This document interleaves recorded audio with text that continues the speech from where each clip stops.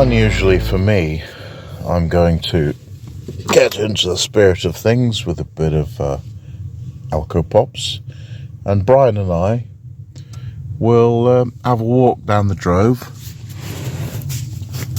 and see who's a bear, and it's not Charlie.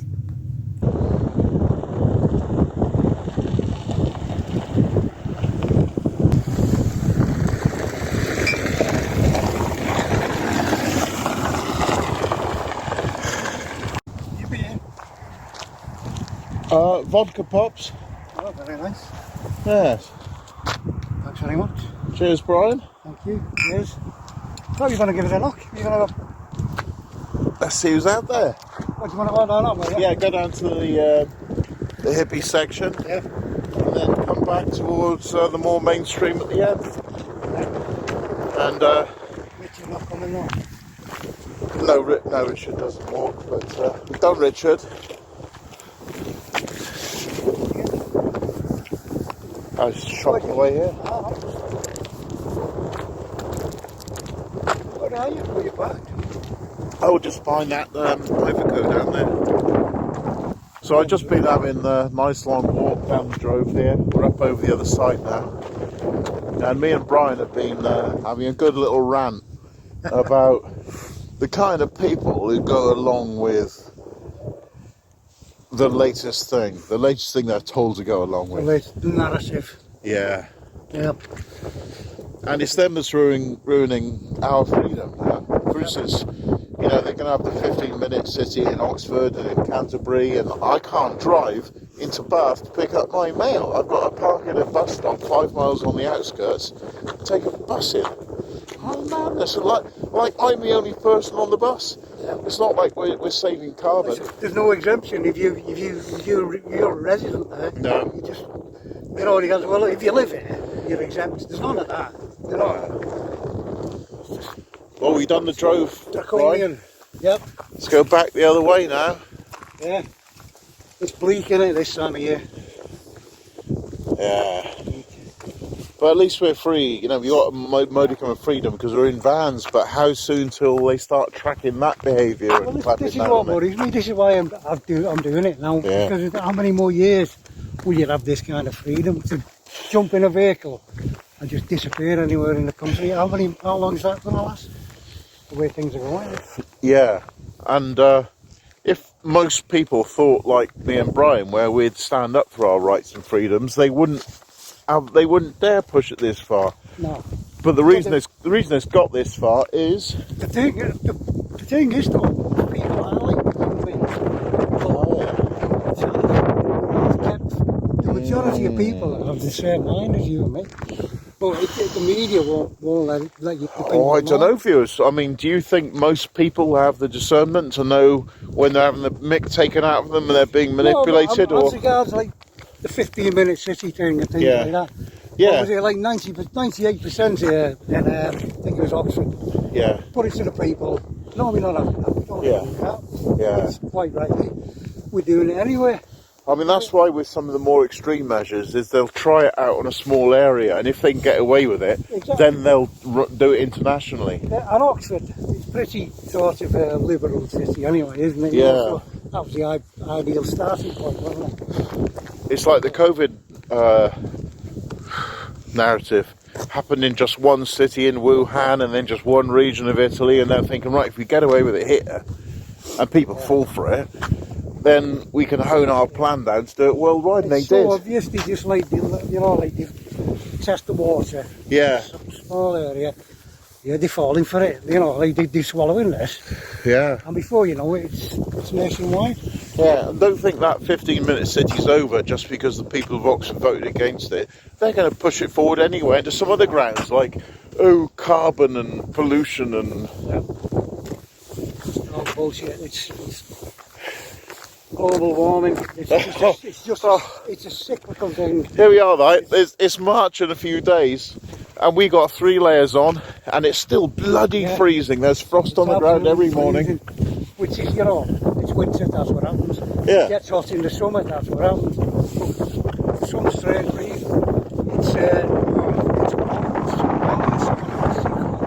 it's not a how it works. Winter, summer, hot, cold. Yeah. You know, but, Yeah, summer is not and global then warming. you'll get the weather forecaster with the background with the grass and that, and it's bright red and bright orange. Yeah. You know, it looks like we've been nuked. Yeah. Just But you go to the, say, the 1970s weather forecast, and they just use like a mild yellow. So the last two graphs you saw were actually representations of the same day, with the new system running summer 1976 data compared to the original. Now, interestingly, of that hottest summer day in 1976, only one copy exists, and that's in the BBC archive. And it's been turned black and white, so you can't see what they've done. All the others for that summer have been removed. I mean, I'll show you. So if you go into the image search, I mean, I tried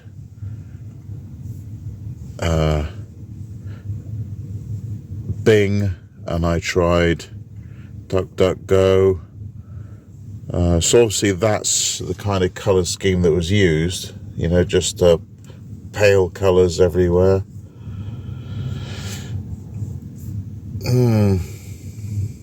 And that's the one that the Daily Mail printed from the BBC archive, all black and white. No, I'm not saying there's a conspiracy to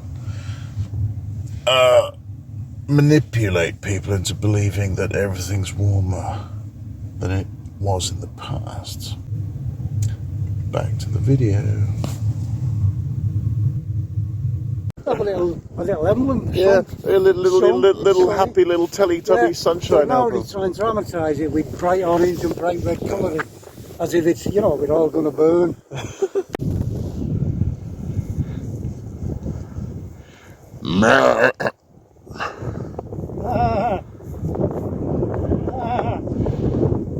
Oh, it was something you said, Brian. Is it? Just not romantic enough.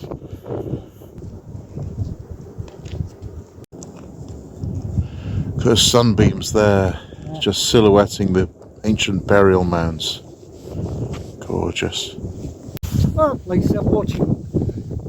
You're in a van, you're on your own, it is lonely, but it keeps you going, especially these cold winter nights, watching YouTube channels like Tim, Richard, Yeah. Manchester VanLife, Charlie, Kid. the rest of my kid, yeah. Yeah. It's just like, I'll spend all night watching that, rather than the television now. I just don't watch the news. Forget that. They're lying to you by omission.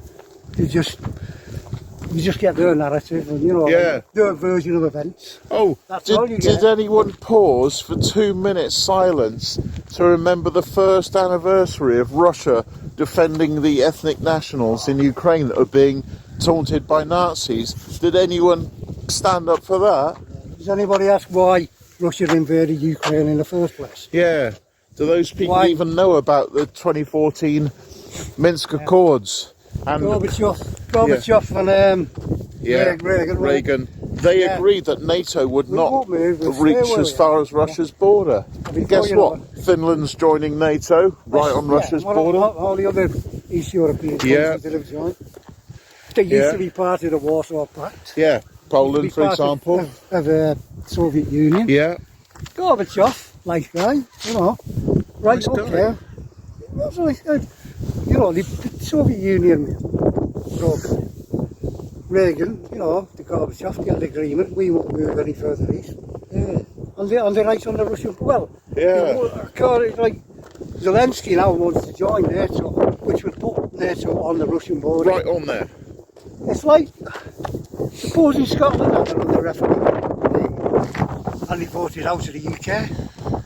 And then, that's what Sturgeon wanted. yeah, so 4 years' time after they become independent, it goes up to Russia, and they invite Russia into Scotland to put missiles just up the road from Carlisle. Yeah. It's the same thing, isn't it? Okay, can you explain the difference to me? How pleased would the Westminster government be, and indeed the people of the border counties be with that? Yeah. You can't blame Russia. portrayed as the bad guys, the evil empire. And there's two sides to a story. Yeah. Each story. And yet people weren't even looking at the Azov battalion, basically the pro-Ukraine militia. Yeah, were Nazis. Yeah. Here's a picture of them carrying their flag.